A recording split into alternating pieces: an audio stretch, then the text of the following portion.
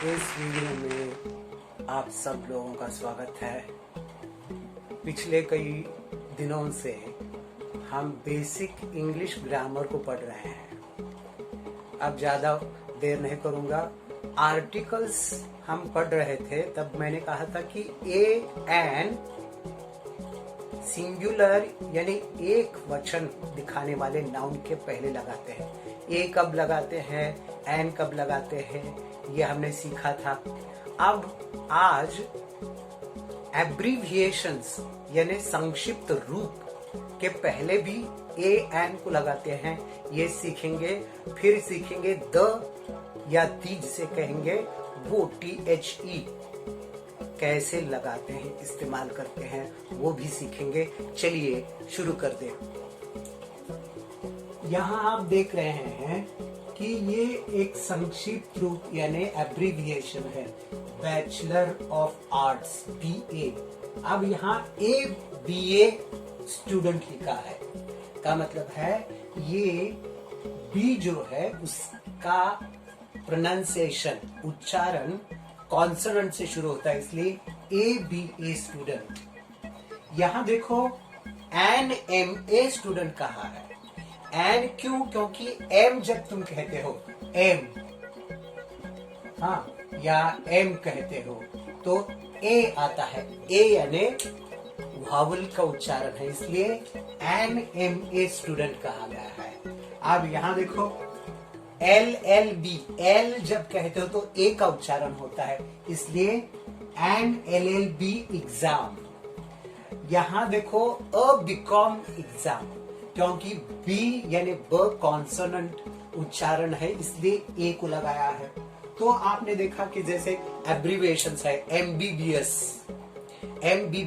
MBBS कहोगे तो जब MBBS कहोगे तो M यानी ए आएगा, इसलिए NMBBS कहोगे, NMBBS एग्जाम कहोगे, NMBBS स्टूडेंट कहोगे, NMBBS डॉक्टर कहोगे। यानी ए और एन को कॉन्ट्रैक्शंस या एब्रीविएशंस या संक्षिप्त रूपों के पहले भी इस्तेमाल करते हैं, ये बात हमने यहाँ सीख ली। आगे चलिए द को कैसे इस्तेमाल करते हैं। मैंने इसके पहले कहा है कि ये जो द है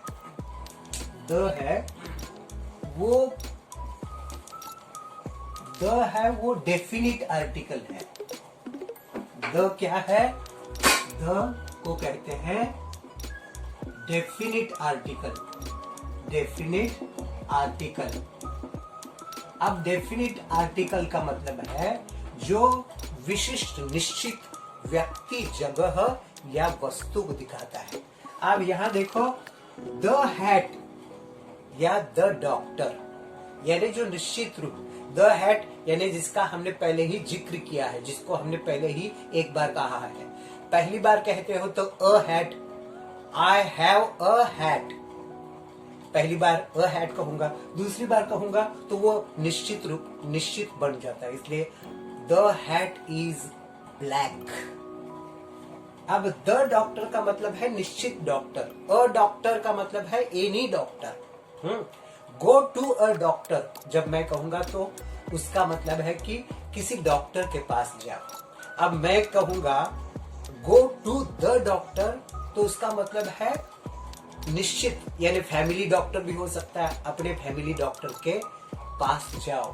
तो द निश्चित रूप दिखाने के लिए इस्तेमाल करते हैं। अब यहां देखो the cow is a mild animal, गाय एक सौम्य या मृदु जानवर है। हाँ, अब यहाँ द क्यों लगा है? द काउ का मतलब है पूरे जितनी भी गायें हैं उनके लिए, उनकी पूरी जाति के लिए यहाँ द इस्तेमाल किया है।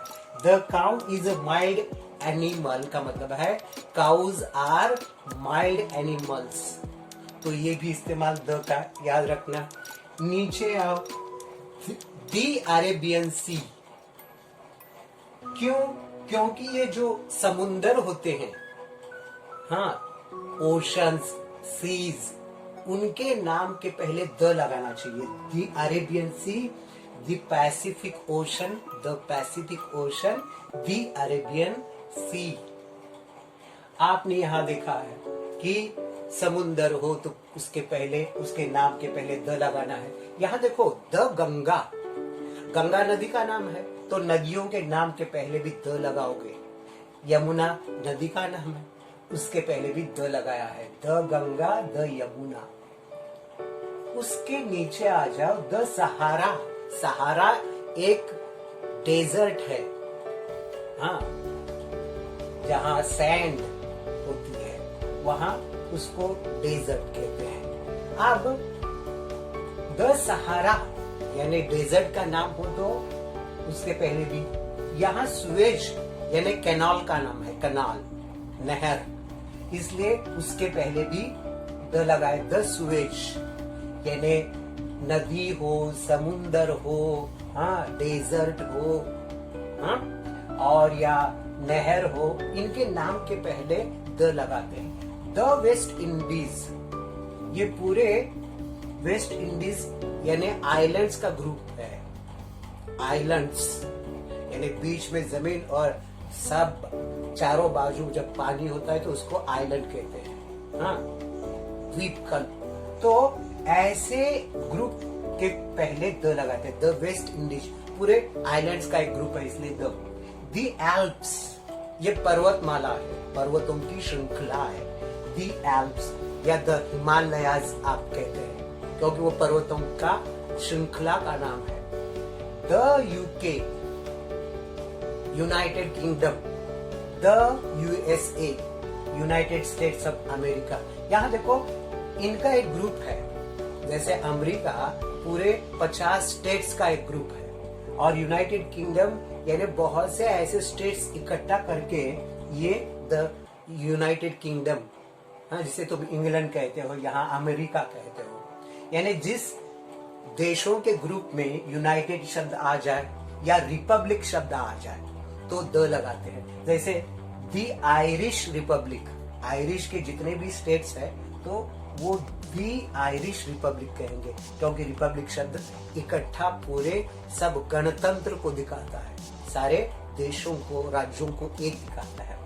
द रामायणा यानी जो धार्मिक महत्वपूर्ण किताबें हैं और बहुत पहले से जो फेमस है, पॉपुलर है, उनके पहले द लगाते हैं। The Ramayana, the Mahabharat, the Quran यानी धर्म की जितनी भी किताबें हैं, द बाइबल।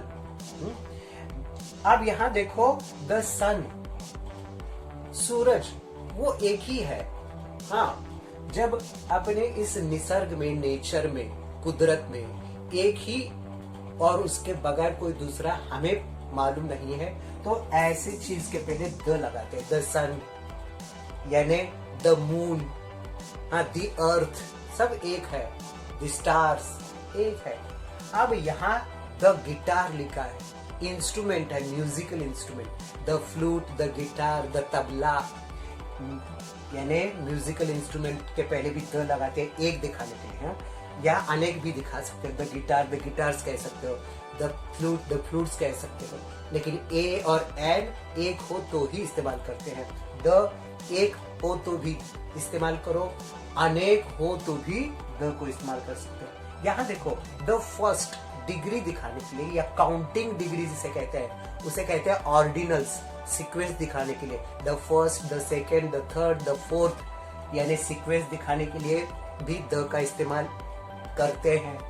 यहाँ आ जाइए द वाइजेस्ट, अभी अभी मैंने कहा सुपरलेटिव डिग्री, डिग्री यानी सुपरलेटिव डिग्री को दिखाने के लिए पहले द का इस्तेमाल करते हैं। The greatest, the wisest, the most, the happiest, ये सारे सुपरलेटिव डिग्री के एडजेक्टिव्स हैं, उनके पहले द लगाते हैं। यहाँ देखो द मोर द बेटर, यहाँ दो कंपैरेटिव डिग्री दिखाने वाले शब्द हैं, उनके पहले हमेशा द इस्तेमाल करते हैं। द मोर टाइम, हाँ, द बेटर सिचुएशन हम कह सकते हैं, हाँ, the more water, the better life. यानी कंपैरेटिव डिग्री को जब हम दो वस्तुओं की तुलना नहीं बल्कि दो वस्तुओं का रहना, एग्जिस्टेंस दिखाते हैं तब यहाँ कंपैरेटिव के पहले द लगाते हैं।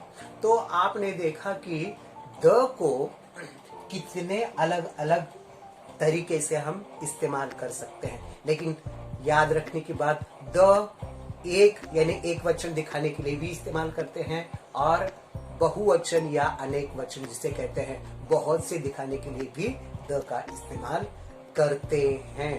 ओके, अब हम इसके आगे उसके थोड़े से अलग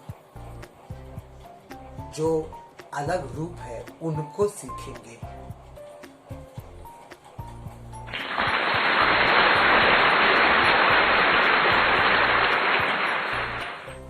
तो चलिए कंटिन्यू करते हैं। अब यहाँ देखो, द को हम जैसे मैंने इसके पहले कहा एक अलग रूप में सीखेंगे। यहाँ देखो, द यूएसए कहा है, द यूके कहा है, यहाँ दी इंडियन पीपल कहा है, यहाँ दी एंट कहा है, यहाँ द ट्री कहा है, यहाँ दी एयर कहा है। एयर एंड वारिस हमने पिछले वीडियो में सीखा था। हाँ, दी ऑनेस्ट मैन कहा है, हाँ, और द बुक कहा है। सो आप जरा गौर से अगर देखेंगे तो आपको ये समझ में आएगा कि द तब लगाते हैं जब शब्द के पहले ये जो उच्चारण है वो कॉन्सोनेंट हो। कॉन्सोनेंट, यू कॉन्सोनेंट है, इसके पहले के वीडियो में सीख लिया है हमने। ये यू कॉन्सोनेंट साउंड है इसलिए द। अब ई ये वावल साउंड है इसलिए दी इंडियन पीपल। यहां देखो, एंट ए वावल साउंड है इसलिए दी एंट। ट्री ट कॉन्सोनेंट है इसलिए द ट्री। यहां एयर एच साइलेंट है, एयर यानी बारिश। ए वावल साउंड है इसलिए दी एयर। यहां एच साइलेंट है इसलिए ऑ वावल साउंड है, दी ऑनेस्ट मैन। और यहां देखो, ब कॉन्सोनेंट साउंड है इसलिए द बुक। यानी शब्द अगर कॉन्सोनेंट साउंड से शुरू होता है तो द कहो, स्पेलिंग वही है, THE है, लेकिन उसे द कहते हैं।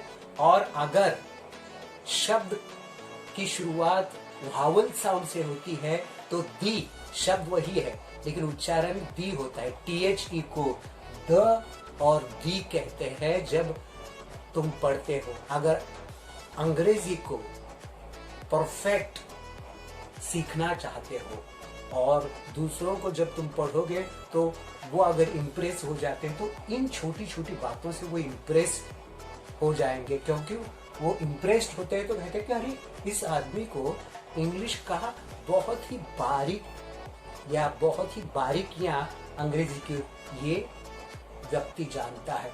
इसलिए वावल साउंड से शुरू होने वाले शब्द के पहले द लगाओ या दी लगाओ।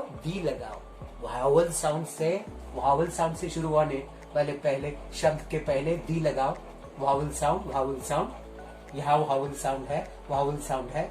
और कॉन्सोनेंट साउंड से शुरू होने वाले शब्द के पहले द लगाओ। जैसे यहाँ कॉन्सोनेंट है, यहाँ कॉन्सोनेंट है, यहाँ कॉन्सोनेंट है, यहाँ कॉन्सोनेंट है। इसके साथ मैं यहाँ आपसे अलविदा कहना चाहता हूँ। फिर मिलेंगे अगले वीडियो में अलग टॉपिक लेके। तब तक के लिए गुड बाय, अलविदा।